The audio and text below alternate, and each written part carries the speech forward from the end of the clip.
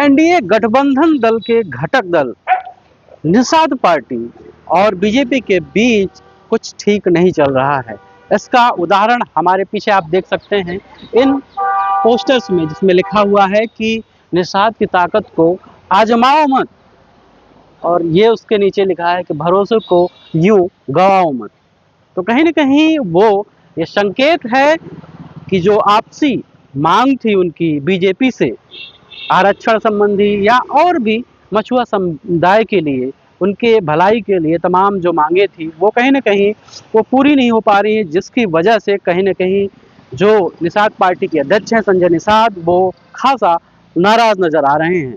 हाल ही में वो गोरखपुर में उन्होंने कहा था कि अगर उन बीजेपी को भरोसा नहीं है कि हमसे या हमारे जैसे छोटे दलों से बीजेपी को फायदा नहीं हो रहा है, तो वो ये गठबंधन तोड़ सकते हैं।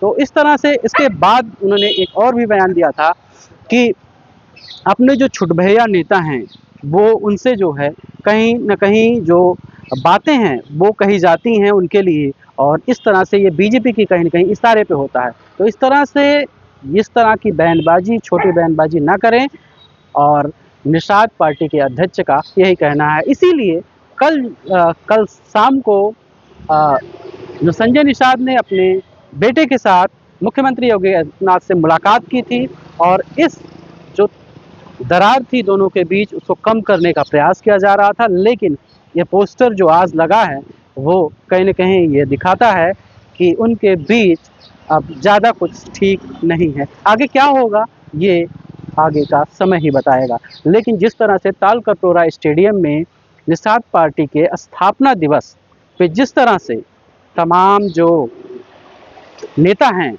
वो सहयोगी दल वो वहाँ उपस्थित रहे थे, लेकिन बीजेपी का जो नेता है कोई वहाँ उपस्थित नहीं था, जिसकी वजह से कहा जा रहा है कि दोनों के बीच दूरियां बढ़ रही हैं।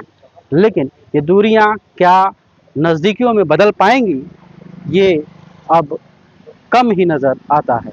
तो आपको क्या लगता है कि एनडीए का जो गठबंधन दल है निषाद पार्टी, ये क्या आगे भी गठबंधन का हिस्सा रहेंगी 2027 में भी?